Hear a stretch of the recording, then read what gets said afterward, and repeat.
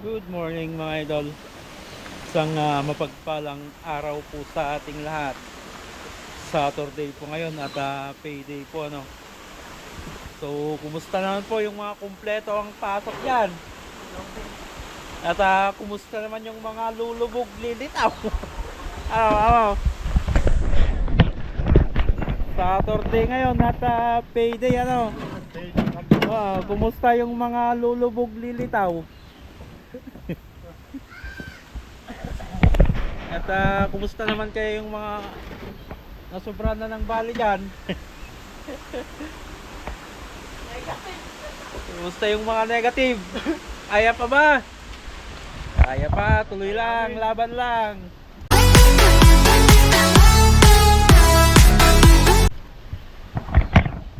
Okay, morning routine ano dito ng mga idol.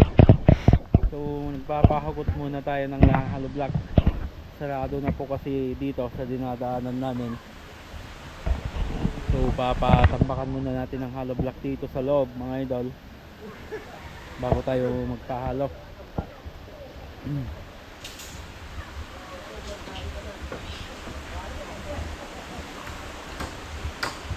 Tuloy lang. Go.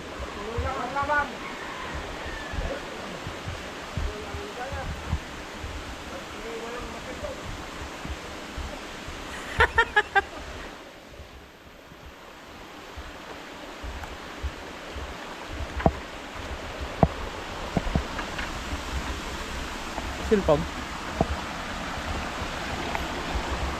Yeah.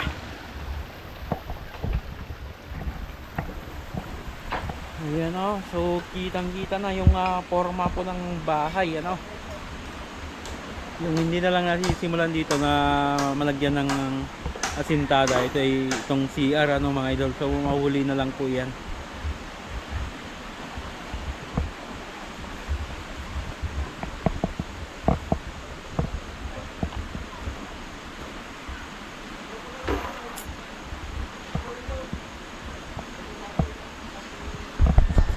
Three hours later. Yun o mga idol. So mataas na ano. Halos nasa header na ng bintana. So sa part na lang po dito yung hindi pa namin natataas. So good for 2 to 3 days pa itong asintada ng mga idol. Ay magro-roof beam na kami. Then update pa, nakapag-boost din kami ng dalawang column pa ng terrace ano. So yung isa na lang yung kailangang buhusan dun sa column po ng terrace. Then simula na rin akong magpatabon ano po. Yan, magtabon.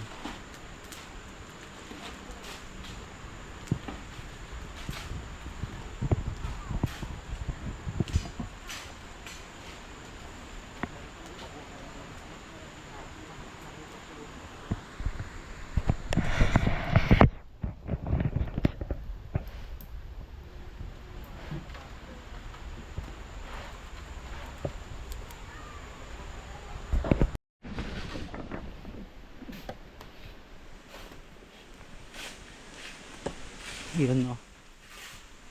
So isang column na lang po ng terrace.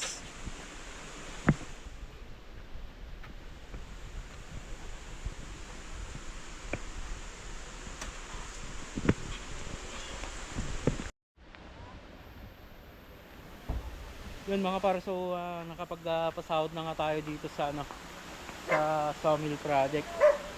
At mamaya sa bahay naman yung ating Solano project ano po. So yan yung update dito sa aming sawmill project ano po. So yan yung accomplishment namin ng 9 days. So halos nasa header na yung asintada.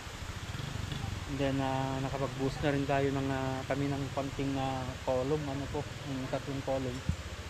So by next week 2 to 3 days tapos na po yung asintada. And then rock beam na. Okay, hanggang dyan po. Lagi tayong mag-ingat at God bless po sa ating lahat.